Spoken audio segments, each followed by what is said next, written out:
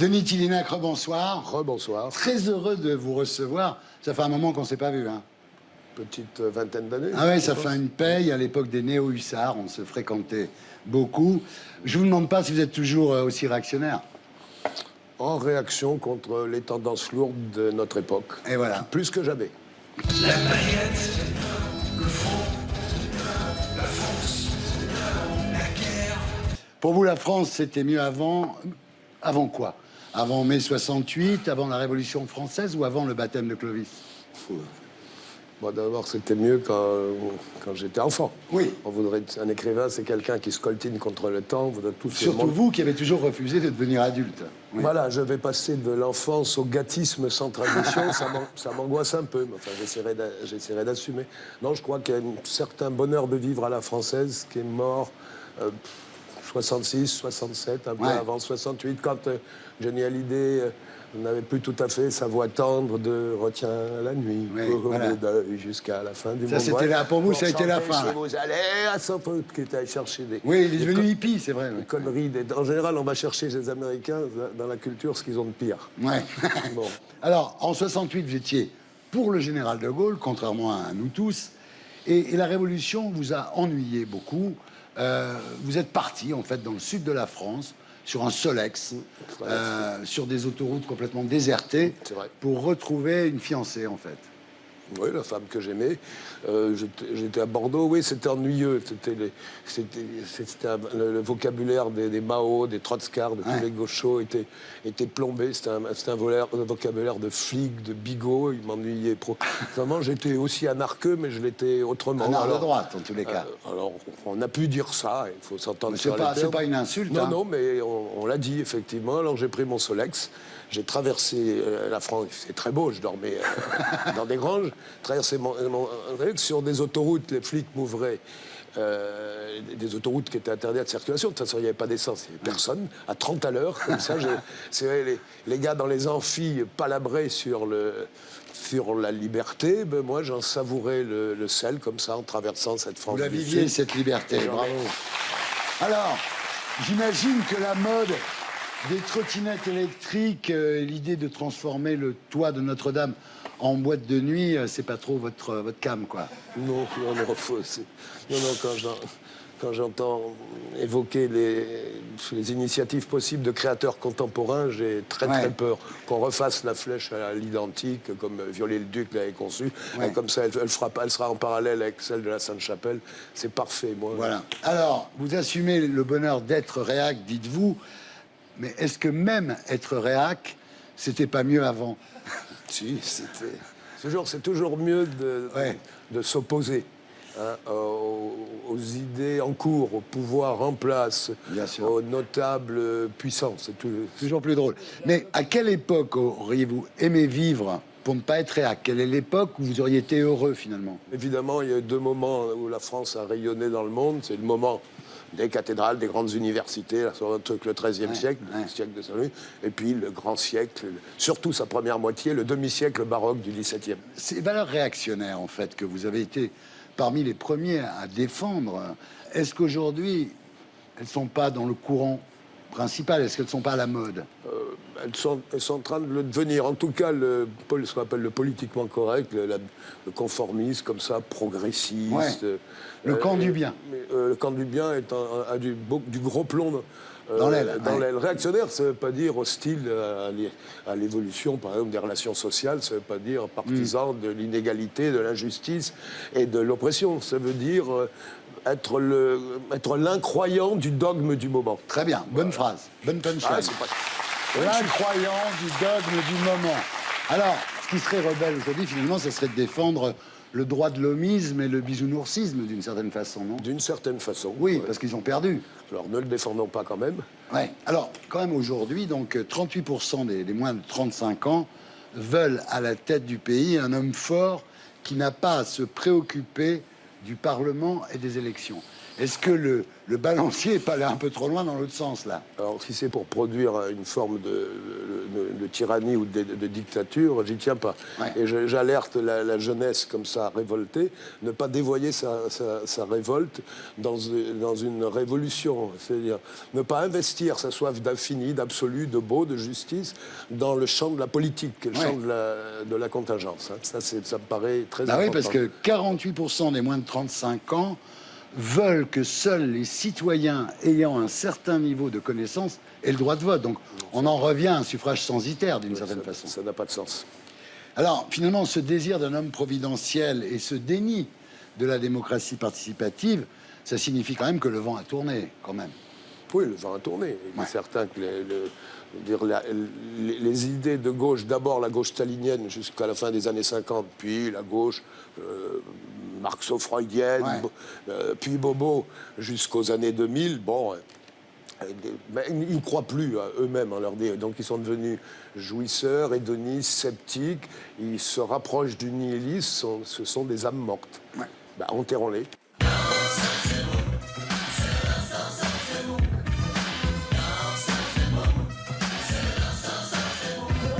Alors, Denis Tillinac, vous publiez chez Albin Michel, Elle, éloge de l'éternel féminin, et c'est l'un des 7 essais préférés du jury Renaudot. Oui, ça m'a C'est tout le mal qu'on surpris. vous souhaite. Hein. Bon, alors le pitch. Le pitch, c'est d'abord une ode à la femme et à la féminité, mais aussi une mise en garde contre la disparition des genres. Pour vous, la femme est fondamentalement supérieure à l'homme. Vous dites qu'il n'y a pas d'éternel masculin. C'est pourquoi la remise en question de l'altérité des genres, dites-vous, est une aberration totale et dangereuse. Oui, je crois que les deux sexes sont tout à y perdre. Hein. Le combat féministe pour l'égalité juridique entre les hommes et les femmes était légitime. Oui, pardon, je fais une C'est acquis. parenthèse, mais comme C'est vous acquis. êtes favorable à la pilule, à l'avortement, etc., on est bien d'accord. Ça, Bon. c'était acquis. Vous, ce qui vous gêne, c'est cette ressemblance, finalement, vers un unisexe, et vous dites que tout le monde a Je veux y pas que la perdre. femme soit un facsimilé du mec. Je veux Ouais. pas qu'elle fasse que de soi. Elle est notre égale, mais elle est plus et mieux. D'abord parce qu'elle enfante. Parce qu'elle donne la vie. Nous, l'homme, n'a été capable de donner que la mort. Voilà, bah oui. Alors, vous dites quand même que pour vous, là, la pire menace qui pèse sur nous aujourd'hui, c'est la fin programmée des noces immémoriales entre le masculin et le féminin. C'est-à-dire, vous y voyez vraiment une menace Oui, civilisationnelle. mais c'est effrayant. On confond l'altérité des genres. C'est-à-dire qu'un petit garçon, c'est pas une petite fille, un homme, c'est pas une femme, un phallus, c'est pas un vagin. Bon, donc cette altérité est évidente. Il est évident que toutes les cultures l'ont ritualisée. Et elles ont toutes, c'est vrai, enfermé la femme dans un rôle qui n'était pas forcément mineur, il y a eu des matriarcats, mais dans un rôle précis dont elle ne pouvait pas s'émanciper. Notre société, de par le christianisme, est la première à l'émanciper. Et tout en l'émancipant, elle l'a idéalisé. Hein. Il y a un fil d'or qui accompagne l'histoire de l'émancipation de la femme, douloureuse, difficile, longue, tout ça. C'est cet éternel féminin. C'est pas la femme idéale, c'est sa faculté qu'elle a de sécréter pour nous du mystère, de la sidération, de l'admiration. Enfin, elle nous tire vers les hauts, elle nous fait regarder les étoiles, et c'est un plus, hein, c'est un privilège qui fait qu'elle est tellement plus que nous que vouloir être que notre égal, C'est dommage. C'est une perte sèche. C'est réducteur. Alors, bien sûr, comme je l'ai dit, vous êtes éminemment favorable à la pilule, à l'avortement, mais en même temps, vous trouvez que le féminisme génération 68, vous le trouviez captif de l'idiotie beauvoirienne qui dit on ne naît pas femme, on le devient. Vous trouvez ça stupide, en fait? On est homme ou femme, et on devient tel homme ou telle femme en fonction de sa culture. C'était une absurdité. Mais les féministes des années 60, souvent, je pense à certaines tendances du MLF. Il y avait par Antoinette exemple, Foul, qu'elle Antoinette était Foul. bien. Oui. Ah ben elle disait au contraire, Oui. la femme n'a pas la même créativité, n'a pas la même désir, n'a pas la même psyché, n'a pas la même subjectivité que l'homme. On voudrait faire valoir cette singularité-là. Ce qui est Et très ça, bien. j'ai trouvé ça intéressant. Bien entendu. Alors, la faute de cette disparition de l'altérité homme-femme incombe pour vous au néo-féminisme américain, qui provoque en fait l'émergence d'individus interchangeables. Vous dites condamnés à une errance solitaire sur un espace aléatoire. C'est bien écrit. Ça a généré une hystérie masculinophobe après l'affaire Weinstein. Là, on a l'impression que la gauche hollywoodienne s'est refait la cerise morale en découvrant soudain Que ça plaisait à les Hollywood. méfaits d'un type qu'elle supportait très bien depuis 20, 30 ou 40 ans. Bon. Et à partir de ce moment-là, on a vu quelque chose de nouveau depuis la fin du régime de Vichy. On a vu l'apologie public de la délation. Ah oui. On a vu, y compris des ministres, des personnalités publiques, prôner la délation. Ben non, la délation, moi, j'ai pas qu'envie qu'on revienne aux années 40. Hein. Oui. Alors, vous dites, ce féminisme radical, c'est-à-dire ce néo-féminisme américain, cherche à créer un homme nouveau, comme le communisme et l'hitlérisme voulaient créer un monde nouveau. C'est tout à fait juste. Ouais, c'est une forme de totalitarisme, alors soft, cool, mais quand même, l'idée, c'est sous prétexte qu'on a les mêmes diplômes, on exerce le même type de boulot, on partage des prérogatives et les soucis aussi. Bon, ben, petit à petit, il faut qu'on se ressemble et nos différences finiront par se marginaliser, se réduire comme peau de chagrin, et on aboutira à une espèce d'être nouveau, androgyne, comme cas, s'il ne sera plus lui-même s'il est mec ou gonzesse. Et ça, c'est dramatique. Alors, il y a un point aussi où vous réfutez complètement 68, c'est la libération sexuelle. Vous n'êtes pas très optimiste non plus sur les conséquences de cette libération sexuelle. Vous dites, nous sommes la première société où la sexualité a été déconnectée de la fécondité, donc du sacré, pour devenir un outil parmi d'autres de l'épanouissement personnel. Toutes les sociétés humaines ont ritualisé, ont encadré la sexualité, y compris la transe sexuelle, à l'intérieur d'un cadre sacralisé autour du mythe de la fécondité. Bon, la nôtre ouvre la boîte de Pandore.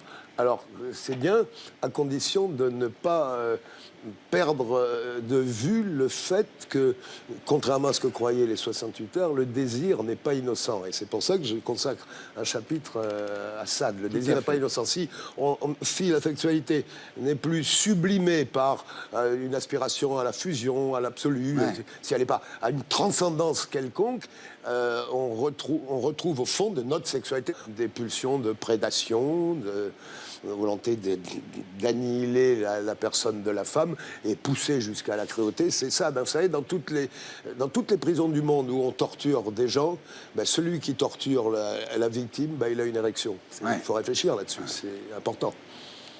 Vous les femmes, vous les charmes, vos sourires nous attirent et nous désarment.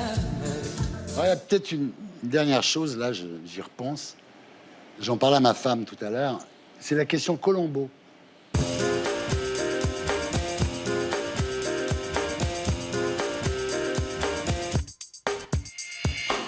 Alors, le plus étonnant dans votre bouquin, Denis, c'est que vous êtes optimiste sur l'avenir des femmes musulmanes. Oui, je pense que le mouvement d'émancipation de la femme, bon, qui est parti de l'Occident, qui s'est propagé maintenant dans le monde entier. De même, d'ailleurs, en gros, que l'idée démocratique en général, le droit des peuples à disposer d'eux-mêmes, l'état de droit, petit à petit, ça gagne. Il y a encore beaucoup de tyrans, mais ils sont obligés d'y mettre des formes. Ils sont répertoriés comme tyrans, voilà, les tyrans. Il y a l'opinion mondiale derrière. Bon, je crois qu'il y a un mouvement qui ne s'arrêtera pas. Je crois que les mâles musulmans luttent désespérément pour préserver leur autorité sur la femme, surtout sur le corps de la femme. C'est important. Le vrai enjeu, c'est pas le djihad islamique. Tous les imams les plus salafistes savent qu'on ne fera pas le califat des Omeyyades. Tout ça, c'est de la fantasmagorie. L'enjeu, c'est le corps de la femme. Elle en disposera et la plus soumise aux normes vestimentaires et culturelles de ce qu'on appelle l'islam. Et Adidas. Non, mais déjà, elle porte des sous-vêtements sexy. Ces sous-vêtements sexy. Et ça, je me suis renseigné auprès de vendeuses dans des magasins de lingerie fine, des beaux quartiers. Et donc, elles cachent leur jeu. Alors, ce que vous dites, en fait, c'est que finalement, le totalitarisme technico-marchand remplacera l'islam comme il a remplacé le christianisme en 40 ans, finalement. La société de consommation et de spectacle a donné l'impression de ronger en profondeur le christianisme en 40 ans. On ne voit pas pourquoi l'islam résisterait. Merci.